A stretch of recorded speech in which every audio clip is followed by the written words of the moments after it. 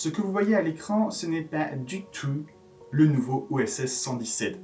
On aurait aimé, ça aurait peut-être même été préférable, mais il s'agit bel et bien d'un bar à Séoul qui s'appelait le Troisième Reich. Il est vrai, l'histoire date un peu, cependant ce n'est pas un cas isolé et elle a mis quand même pas mal de temps à être résolue. C'est donc au début de l'année 2000, un an après sa création, que ce bar va faire parler de lui dans la presse. Pourquoi fait-il parler de lui? Je pense que j'ai pas trop besoin d'expliquer le pourquoi du comment, c'est assez obvious. Le thème de ce bar est le nazisme. L'ambassade d'Allemagne et l'ambassade d'Israël ne sont pas fans du tout de ce concept. L'ambassadeur d'Israël va même écrire au gouvernement coréen, se disant très perturbé par ce choix, et qu'il préférerait qu'un autre thème, un exemple meilleur de l'histoire, soit choisi en tant que thème pour un bar. Le créateur du bar, lui, de son côté, explique qu'il n'y a rien de politique. Il souhaite juste faire du business et a choisi ce thème afin de faire parler de lui. Et sur ce point-là, on peut dire que c'est très bien réussi, voire peut-être même un peu trop. Et niveau business, il n'a pas fait les choses à moitié, surtout d'un point de vue ambiance.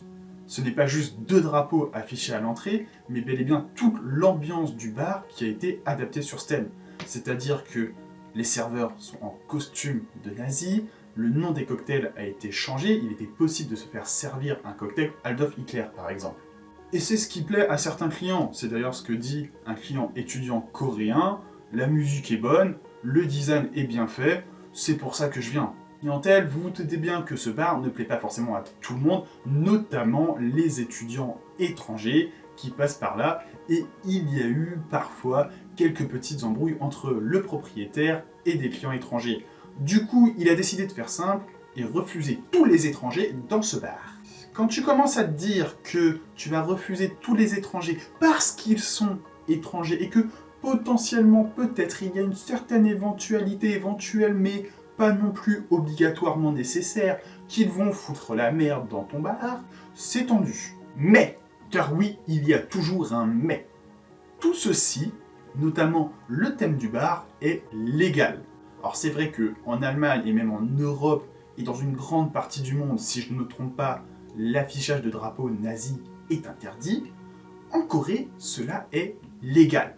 Du coup, étant inscrit au registre des entreprises et respectant les règles sanitaires, les autorités ne peuvent rien faire du tout pour fermer le bar. Ah, je te vois toi là au fond, t'es en train de te dire que les Coréens ont entendu cette histoire, donc ils ne sont plus allés dans le bar et il a fait faillite.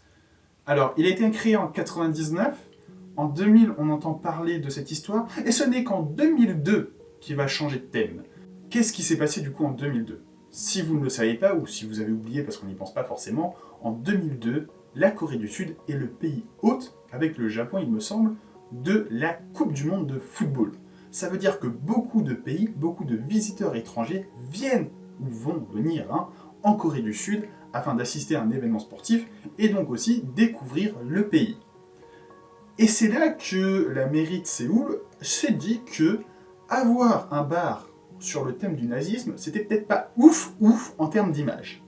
En conséquence, un représentant de la mairie de Séoul, un représentant de l'ambassade d'Allemagne, un représentant de l'ambassade d'Israël sont allés voir le propriétaire du bar dans le bar en expliquant que voilà, effectivement, avec la Coupe du Monde qui arrive, c'est un peu moyen d'avoir un bar sur le thème du nazisme. Et mystérieusement, il s'est dit que c'est vrai, c'est pas ouf, et il a changé de thème. Très honnêtement, pour moi, cette version est totalement fausse, et la seule raison qui fait qu'un mec qui pendant 3 ans a eu un bar sur un certain thème se mette à le changer d'un seul coup seulement parce que ça pourrait être un petit peu embarrassant pour le pays, c'est juste qu'on lui a mis un gros chèque, on a fait tomber des gros billets sur sa table, et il a fait « si vous prenez par les sentiments, ok ». C'est la seule raison valable pour moi. J'arrête un petit peu cette histoire. N'hésitez surtout pas, si ça vous intéresse, à vous abonner et à partager la vidéo. C'est le combo gagnant, très sincèrement, pour m'aider à développer la chaîne, pour lui donner le plus de visibilité possible. Donc merci beaucoup à tous ceux qui font. Il y avait déjà eu une affaire similaire dans les années 80, et il y en a eu une suivante après en 2010. Sur l'affaire de 2010, les autorités, encore une fois, déclaraient que oui, c'est totalement légal de faire un bar sur le thème du nazisme en Corée du Sud. Afficher des drapeaux nazis n'est pas illégal, et donc ils pouvaient rien faire pour forcer à changer le thème ou faire fermer le bar.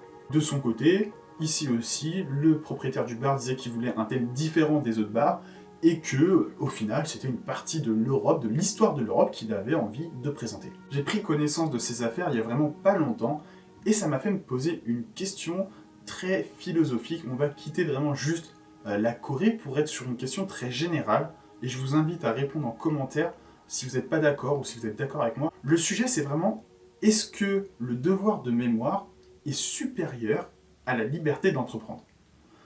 Parce que, je vais le dire très honnêtement, moi, mon premier avis, c'était de me dire, ils ont un peu abusé quand même, dis donc. Et après, j'ai réfléchi, et vous savez la position que j'ai sur ce genre d'histoire. Si on prend, par exemple, si vous prenez toutes mes vidéos sur les conflits entre la Corée et le Japon, ma conclusion, c'est toujours la même. Il faut que le Japon et la Corée passent à autre chose, il faut qu'ils apprennent à laisser le passé dans le passé. Ça ne veut pas dire qu'il faut l'oublier, ça ne veut pas dire qu'il ne faut pas le commémorer, mais il faut aller de l'avant et se dire, voilà, maintenant, on construit un nouveau truc, et notamment dans ce cadre de la relation coréano-japonaise, si jamais ils réussissent à s'allier, ça pourrait devenir une alliance économique tellement forte, mais il y aurait beaucoup de pays qui auraient peur de cette alliance. Donc bon, c'est un autre débat, mais du coup, ayant plutôt cette philosophie, même si ma première réaction a été de me dire « ils ont un petit peu abusé quand même hein », bah, je me dis, en vrai, le nazisme, la fin de la guerre, c'était en 45, ça fait du coup, je sais pas, 80, ouais, ça fait 80 ans que c'est terminé. Il faut peut-être commencer à accepter d'avoir un bar sur ce thème-là. Avoir un bar, comme là, dans cette histoire, qui prend le concept du nazi, et qui se dit, bah voilà, il y avait, parce que, en vrai, enfin, la décoration était aussi un peu un devoir de mémoire, dans le sens où il y avait des tableaux qui présentaient les différents insignes militaires, des différents grades, il y avait des costumes qui étaient sous verre, exactement comme on peut le trouver dans un musée. Au final, c'était un peu comme un musée, juste tu pouvais boire et t'avais de la musique. S'ils affichaient un petit peu plus d'informations par écrit avec des petits tableaux, tout ça, et ça peut être un concept vraiment sympa, en fait. Juste un musée dédié à une partie de l'histoire. Je comprends l'idée, et je la trouve pas forcément débile en vrai. Bien évidemment, après, je comprends que ça puisse choquer, parce que c'est vrai que c'est de l'histoire, c'est du passé, mais c'est pas non plus ultra vieux. Il y a encore des personnes vivantes qui ont perdu des proches à cause des théories du nazisme. Et on pense, il y a encore des gens, ils ont perdu leurs parents dans des camps de concentration. Donc je comprends que ça choque, je comprends que certains soient totalement contre. Mais je me dis, ouais, mais ça fait quand même 80 ans, et le mec qui crée son bar par rapport à ça, ça veut pas dire que c'est un nazi, ça veut pas dire qu'il veut faire de la pub à cette idéologie, ça veut pas dire qu'il veut la mettre en avant, genre en mode « Oh, vous avez vu, c'est trop cool, machin, devenez nazi ». Non, juste voilà, c'est un peu une idée de business, et s'il le fait correctement, s'il le fait, comme je disais, avec des panneaux d'information, comme c'était fait dans ce bar-là, sous verre, des costumes, voilà, vraiment d'époque et autres, bah, c'est pas forcément si bête que ça, je trouve. Mais par contre, ne me faites pas dire ce que j'ai pas dit. C'est totalement différent d'avoir une entreprise qui fait ça dans l'exemple d'un bar, que d'avoir un mec qui, solo, décide d'afficher un drapeau nazi dans sa chambre. Là, si tu te mets toi, dans ta chambre, un drapeau nazi, ou à ta fenêtre, c'est pas pareil. Là, c'est vraiment un affichage politique. Tu ne fais pas une petite exposition personnelle dans ta chambre. C'est un peu tendu, donc qu'on mette ces personnes-là sous écoute, sous surveillance très poussée, et que au moindre souci, on leur casse les genoux, ça me dérange pas.